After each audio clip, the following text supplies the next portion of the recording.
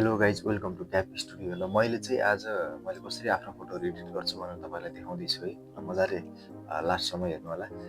त्यसको लागि मैले स्क्रिनमा एउटा फोटो खोलिसकेको छु, देख्न सक्नुहुन्छ। यो फोटोलाई चाहिँ अब अलिकति के कस्तो बन्ने जति बनाऊँ होइन। फर्स्टमा यसको एउटा डुप्लिकेट गरिहालौँ।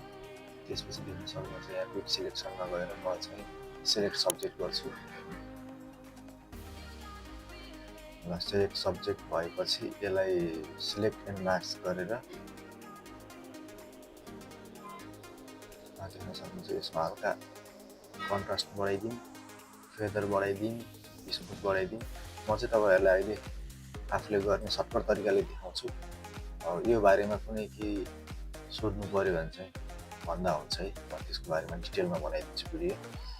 सबैको आफ्नो आफ्नो तरिका हुन्छ एडिट गर्ने। मैले कसरी गर्छु भनेर चाहिँ म तपाईँहरूलाई देखाउँछु। ल अब यसलाई चाहिँ यो छ नि, यो लेयर मार्क्समा ट्याक्क क्लिक गरेपछि यस्तो खालको देखिन्छ। यता व्हाइट हुन्छ, यता ब्ल्याक हुन्छ होइन। अब यसलाई के गरौँ भनेपछि अब मैले चाहिँ यसको लागि एउटा ब्याकग्राउन्ड पनि सेलेक्ट गरिसकेको छु। ब्याकग्राउन्डलाई के गरौँ भन्दाखेरि यसलाई हल्का बढाइदिउँ। किन बढाएको भन्दाखेरि यो घोडाको यो साइड चाहिँ हल्का क्रप भएको जस्तो छ नि त, त्यो भएर अब यसलाई चाहिँ मैले यसरी सिलेक्ट गरेँ, राइट क्लिक गर्छु, सिलेक्ट इन्भर्ट गरेर जेनेरेटिभ फिल्डमा गएर यसलाई चाहिँ मैले फायरफ्लाई देख्न सक्नुहुन्छ। यो फायरफ्लाई इमेज 3 भन्ने छ है।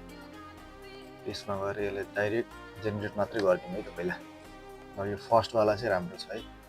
अब यसलाई दुईवटा सिलेक्ट गरेर कन्ट्रोल ई गऱ्यो भने दुइटै मर्ज हुन्छ। अब यसलाई मैले ड्र्याग गरेर यसमा लिएर आउँछु र यसलाई फिट गरिदिउँ न कति साइजसम्म राम्रो देखिन्छ। यसलाई चाहिँ अब लेयरलाई चाहिँ यो मोडेलको माथि राख्नु। अब यसको नाम राख्न सक्नुहुन्छ, मोडेल जे राख्दैन हुन्छ आफ्नो नाम राख्नुहुन्छ। यो चाहिँ ब्याकग्राउन्ड। ओके, अब हामी मोडेलमा क्लिक गरेर अब यसको साइज हामीले मिलाउनु पर्यो, कति जति मिलाउँदा ठिक हुन्छ। मैले चाहिँ नर्मल्ली आफ्नो तरिकाले कसरी गर्छु भनेर मात्रै देखाउँछु है। सबैले आफ्नो आफ्नो तरिकाले गर्दा हुन्छ। मोडेलको ओपेसिटीलाई कम गर्नु, किन भन्दाखेरि हाम्रो यो घोडाको यो भाग चाहिँ यता बडीमा पऱ्यो नि त। यो जुन भाग देखेको छ नि यसलाई मजाले हटाइदिनु।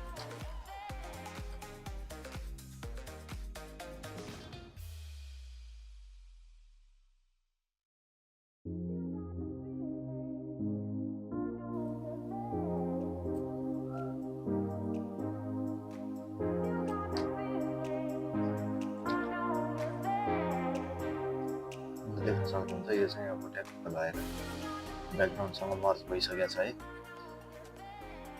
अब हामीले चाहिँ यो पछाडि पनि देखिरहेको छ। यसलाई हामी के गरौँ, 4.5मा तपाईँले क्रप हानिदिउँ। त्यो क्रप गरिदिएपछि ल गजब। अब के गरौँ भने अब यसलाई हल्का फोटोलाई पनि त मिलाउनु पर्छ। अब यसको लागि पहिला म छिटै क्यामेरा र फिल्टरमा जान्छु।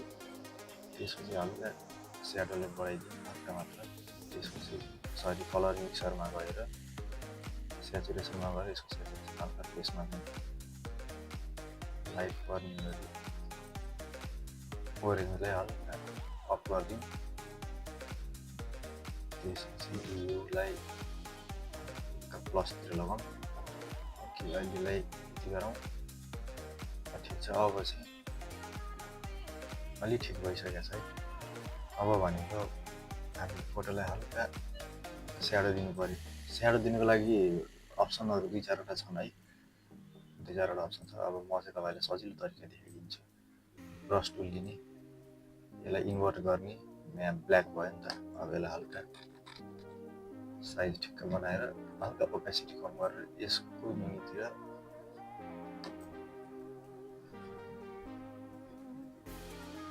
ब्ल्याक राख्ने है त।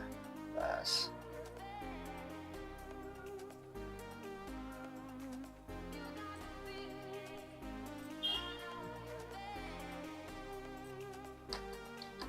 ओपेसिटी कम गरेर मिल्ने जति राखौँ हल्का यसको बेसिकली पनि घटाइदिउँ देख्न सक्नुहुन्छ अब ब्याकग्राउन्डमा पनि मर्ज भइसक्यो त्यसपछि हामी अझै अलिकति फोटोको कलरलाई ब्याकग्राउन्डसँग मर्ज गर्ने ट्राई गरौँ होइन यसको लागि के गरौँ भन्दाखेरि अलिकति कर्भमा गएर हल्का लाइट बढाउँ तर इन्भर्ट गरौँ है त फोटोलाई मात्रै चाहिने गरी ल ठिक छ यति ठिक छ ओके सिम्पल अहिलेलाई यति बुझौँ यतिसम्म कतिसम्म बुझ्नुभयो तपाईँहरूले हेर्नु होला ठिक छ अनि मलाई एउटा कुरा चाहिँ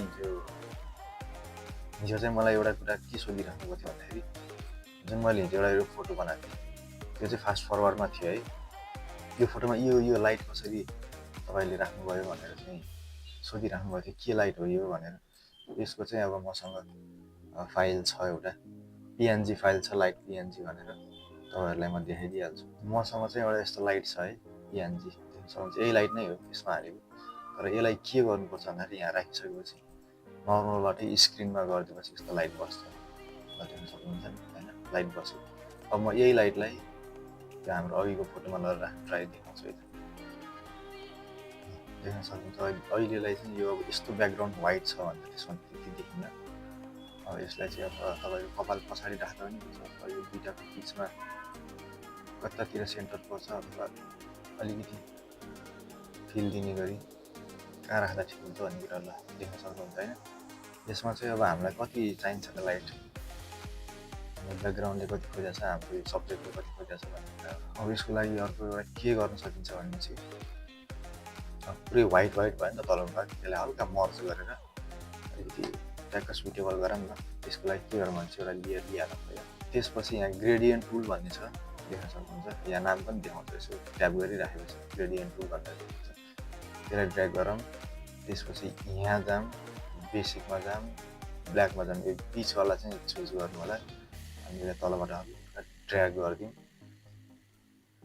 ल अहिले चाहिँ यो फुल यस्तो ब्ल्याक देख्यो नि त यो चाहिँ धेरै राम्रो हुँदैन यसको ओपेसिटी बढाइदिउँ हल्का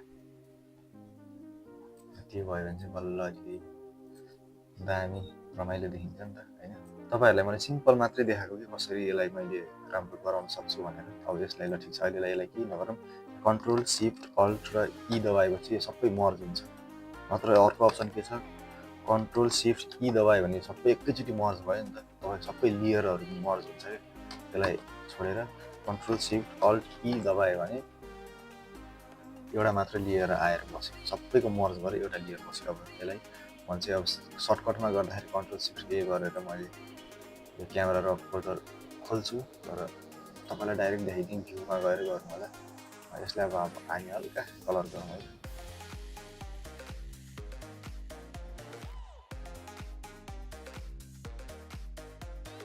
ल ठिक छ अहिलेलाई यो कलर राखौँ है त अब यसलाई चाहिँ म हल्का ब्यालेन्स गर्छु यदि कसैलाई कलरहरू चाहिन्छ भने चाहिँ मलाई भन्दा हुन्छ यो कलरहरू म मोबाइलको लागि पनि एभाइलेबल गराइदिन्छु यसलाई धेरै हेभी कलर नदिनु होला हल्का सफ्ट ठिक्क मिलाएर मात्रै राख्नु भनिदियो ओके त्यही ठिकै होला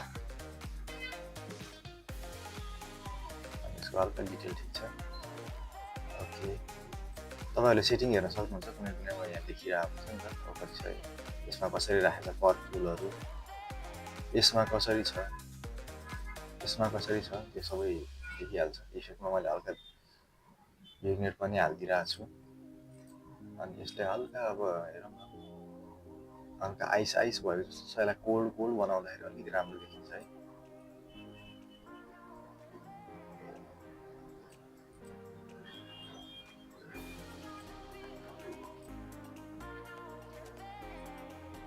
ठिक छ कर्भलाई एकचोटि यसमा हल्का फेड लुक दिउँ होइन यसलाई हल्का यस्तो गरेर हल्का यो अलिक राम्रो देखिन्छ ओके ल ठिक छ होइन कस्तो छ ठिक छ मलाई चाहिँ अहिले यतिकैमा यो फोटो ठिक लागिरहेको छ होइन यसलाई ओके गरिदिइराख यसमा धेरै त्यस्तो दुःख गर्नुपर्ने जस्तो छैन नर्मल्ली मैले तपाईँहरूलाई देखाउनको लागि मात्र यो गरिरहेको हो तपाईँ कसैलाई अब यदि यो फोटोहरूमा केही चिज हटाउनु पर्ने छ त्यसलाई के गरेर गराएको हो भनेर सोध्नु पर्ने छ भने चाहिँ मजाले सोध्न सक्नुहुन्छ।